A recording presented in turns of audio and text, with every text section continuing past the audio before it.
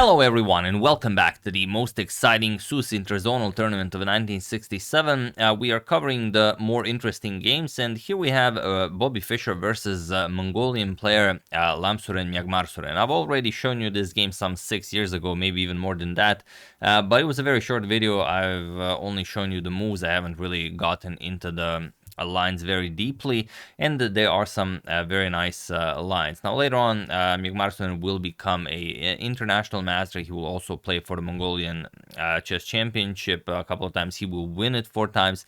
He will play for the Olympiad 10 times, and he will also win individual gold in the Olympiad. So at the time this game happened, he was 29. I just don't have a younger photo of him. That's why I'm using this one. He's still alive and he's still playing chess actively. As I'm told, he's 86 years old at the moment. So yeah, obviously a chess player his entire life. And there is a funny story about this game that Fischer asked what his opponent's name was, and he replied with Lhamsuren Myagmarsuren, and Fischer could not understand what he just said. He asked him again. He repeated again. Fischer again could not understand, and then he just wrote on his score sheet a Mongolian. And also the story says that Lhamsuren Myagmarsuren also wrote on his score sheet, instead of Bobby or Robert James Fischer, he said an American. Whether it's true or not, I have no idea, but it is something that's going on around. It's a fun story, that's why I share it. But yeah, before this game was played, okay, he has played some very strong chess. He defeated Borislav Ivkov in this tournament. He defeated him in a very nice miniature. 2 years prior to this tournament, in 1965, he defeated none other than the great Rashid Nizmedinov, and he also, defeated some very, very strong players. So I'm trying to build it up a little bit, showing that he is a very strong player. But here he faces Bobby Fischer, so let's see how this ends up. So Fischer with white opens with pawn to e4. We have pawn to e6, the French defense. We have pawn to d3, and now pawn to d5. This is something that I've been trying out a lot lately against the French defense, and it is very nice. Players with black here find it very, very hard to deal with c5 not having an effect on your d4 pawn. So it's very nice opening. I could even make a tutorial on it if you guys have problem against the French. And now knight to d2. Okay, this is the way to do it. Later on, if black advances the pawn to d4, you will play something like a4, a5, put the knight on c4, and the knight will have insane pressure on e5 once this knight also comes to f3. So knight to f6, we have g3, fianchettoing the Lightsquare bishop, pawn to c5, and bishop to g2. We have knight to c6 and knight to g to f3. Bishop to e7, we have castles, and pawn to e5. Chasing away the knight, knight to d7, and rook to e1, you have to defend your e5 pawn. Pawn to b5, grabbing more space on the queen side, knight to f1, and pawn to b4. We have pawn to h4 and pawn to a5, and now bishop to f4. It's a very modern way of playing. There are so many games in the database with this exact same setup. For example, Yanni Pomnishi had it against Wesley So, Peter Svidler against Karyakin, Yuan Yi had it against Yakovenko, many other games as well. We have pawn to a4, and here Fischer said, and these are Fischer's own words, he said, believe it or not, I actually spent more time on this innocuous move push, 15 minutes, than on any other move in the game. I didn't want to allow black to get in pawn to a3. Which would practically force me to play pawn to b3, thereby creating holes on weak squares on c3 and d4. On the other hand, by stopping to meet his positional threat, I am forced to postpone my own schemes for at least one move. So okay, Fischer does play pawn to a3, b captures on a3, and b captures on a3. And again, it's a very, standard position that you would have today. All of those games that I've mentioned have still reached this position. Only nowadays, bishop to a6 and rook to b8 are the moves that are played. But here we have knight to a5 by Lhamsuren, and now it's already a very, very rare position. Fischer continues with knight to e3 and bishop to a6. Okay, the bishop now controls this very long diagonal. Black with some ideas of d4, c4. If you ever move the pawn from c2, then the knight also gains access to the b3 square.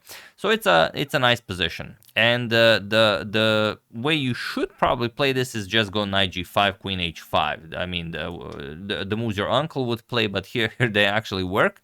But you know, it's nothing concrete. For example, knight to g5, let's say knight to c6, the queen comes to h5. Okay, you have to stop checkmate, so you're gonna capture here, captures, and you get this position where it's not easy to find the move. c4 is now coming, and if you try to play, okay, it seems like the e5 pawn is hanging, you play knight d captures on e5, but now knight d captures on d5 and opens up an attack towards the knight. And if knight to g6, you just bring the knight back, and this is the position. Equal material. Fischer would have doubled pawns on the g file, but all in all, white is better here. The knight can come to g4, to f6, to h6. The bishop can come to e4. You can also play king g2, some rook h1 ideas. It would be very hard for black to stop the attack here. But Fischer feels that he can do even better. He plays bishop to h3 first, okay, improving the position of his bishop, and now pawn to d4. Okay, the knight is chased away, knight to f1. We have knight to b6, and only now knight to g5 with some queen to h5 ideas. We have knight to d5 and bishop back to d2.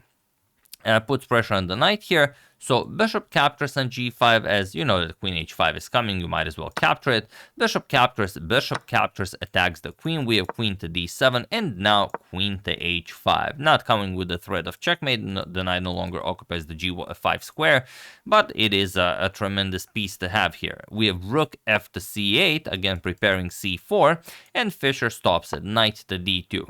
Well, he doesn't stop it, you should still play pawn to c4, but Lhamsuren does not. He trusts Fischer, goes knight to c3, and now while Fischer could throw in another strong piece in the attack with knight to e4, for example knight e4 has access to f6. If you trade, then the rook also gets into the game. This is definitely very strong. Fischer goes for the instant bishop to f6. And yeah, it's classic Fischer. Sacrifices the dark square bishop, keeps the light square bishop to join the attack later on. Bishop g2, bishop to e4 will be the idea. What can you do here? Well, you definitely cannot capture the bishop, but I will show it to you because it's a lot of fun. If you capture the bishop, okay, he captures, the threat is just queen h6 followed by checkmate. So you have to move the king, and now look at this. Bishop to f5. This was Fischer's idea. Sacrifice the bishop to sacrifice the other bishop to sacrifice the rook. The only way to stop checkmate is to capture here, and then comes rook e7. And now, okay, you can, if you capture, then white is obviously winning. And if you go queen to d8 to stop checkmate somehow, then just rook captures on f7. And if queen to g8, rook to g7. And again, you win the black queen, and that's game over. Also, the knight can come to g5. It's black will not be surviving for long. So that's why after bishop to f6, you cannot capture the bishop. We have queen to e8, and now Fischer plays knight to e4. You could also go queen to g5, but queen to g5 isn't all that impressive. Queen to f8 stops checkmate. So you have to prepare it. Knight to e4. Now, again, many tricks here. If the knight lands on f6, if the bishop moves, the queen being on e8, it's not looking great. And there's no way out of here. I will now show you the top engine line, which is, you know, some 15 moves long, that allows black to fight until a certain point, but then, you know, black will collapse eventually. But just to show you how complicated the position is. For example, bishop b7. Okay, bishop captures on g7, king captures on g7, queen g5 check, king to f8, and now knight to d6 with the monster fork here. Queen to c6, threatening checkmate on h1. And now look at this. Queen h6 check, king e7, queen to f6 with check, king d7, queen captures on f7 check, king to d8, and now you eliminated the bishop, or you play king to h2. That also works. The rook would nicely guard the h1 square, but this also works. Knight captures, and now just bishop back to g2. Attacking the queen and the knight, knight to d5 blocking the bishop, and now just bishop captures, queen captures, and something like rook 8 to b1. Fischer would be down a piece, but the king is not surviving there. The rooks have no way of entering the game. Maybe you can fight and hope for white not to play perfect moves, but yeah, this is what you would have to do, just to give you an example. But in the game, Lhamsuren played Lhamsuren played pawn to g6, and now Fischer goes on a rampage. Queen to g5, we have knight captures on e4, rook captures on e4, and now pawn to c4, saying that, okay, I've stopped everything that's happening on the king side, now it's time to create a passed pawn here and hopefully win the game. But Fischer ignores him. He continues the game on the king side. Lhamsuren now ignores Fischer. He continues the play on the queen side or in the center of the board. C captures on d3. Now Fischer ignores Lhamsuren, plays rook to h4, and now, well, now you can no longer ignore. If you play d captures on c2 now, then we just have a trade here. You cannot capture with the h pawn due to rook h8 checkmate, and once you capture with this pawn, then rook captures on h7, king captures, and queen to h4 check, and you just get checkmated here. So that's the idea. So you cannot continue ignoring. Rook to a7, the rook will help out with the defense along the 7th rank, but now comes Fischer's legendary move in this game, and that is bishop to g2. A classic Fischer move, the Lightsquare bishop was on g2 for the better part of the game. Then Fischer moved it to h3 in that complicated position, only to return it to g2 now. Now the threat is bishop to e4, and there is nothing you can do here. To give you an example, if queen to f8, okay, you want to set up a proper defense, bishop to e4, and now let's say d captures on c2. The idea is, of course, h captures on g6, and once f captures, now you sacrifice the bishop, and that is it. H captures, you will play rook to h8 with check, king to f7, you will capture the black queen, and then, well, pretty much whatever, you still have a rook into the game. The c1 square is nicely defended. There is nothing for black here. So that's why after bishop to g2, d captures on c2 was played right away, and now Fischer goes queen to h6. He threatens checkmate. We have queen to f8, and now the position is completely winning. And there's even, it's not maybe the exact same position, but the theme and the pieces on the queen side, also the pawns being exchanged here, a3, a4, is in Vukovic's book, The Art of Attack, and it could be that Fischer knew about that book, that he went through it, and it was easier for him to prepare the attack, or he maybe just found it over the board, because he did comment quite a lot after the game about having to play pawn to a3. It's not like he knew the move, and yes, the move was played even before Fischer played it in this game, also in this year, but in a different game. But yeah, feel free to pause the video here and win the game for Fischer while I give you a couple of seconds.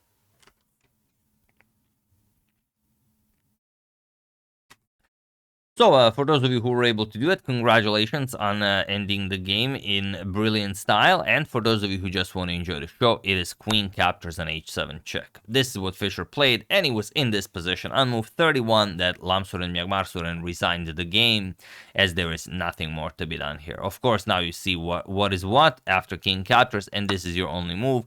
H captures on g6 with check, and it doesn't matter where the king goes. If the king goes to g8, then rook to h8 is checkmate, but the king can also capture on g6, and then, yes, of course, our good friend you all forgot about, bishop to e4 checkmate. Absolutely spectacular. So that is also one of the reasons why Fischer played bishop to g2 here. Hope you enjoyed it, and hope that you are enjoying this short coverage of this long-lost tournament, the Sousse Interzonal of 1967. It's not really long-lost, it's just, Fischer's absence from the tournament made it famous. But yeah, we're going to cover Fischer's games and also some of the other nicer games from the tournament. We could also cover the Lhamsuren versus Ivkov, the one that we mentioned here, but there are also some other very nice games in this event. So yeah, that's the game. Hope you guys enjoyed it. Very nicely played by Bobby as usual. I would like to thank Yoon Young, Christian Janot, Jack Obid, Adam Simmons, and James Eugene Cashman for a contribution to my channel. Thank you a lot. I really appreciate it. As usual, you can check two of my previous videos here. Thank you all for watching, and I will see you soon, continuing to check up on your wonderful suggestions and whatever else happens in the chess world. So thank you all. I will see you soon, and have an excellent rest of your day.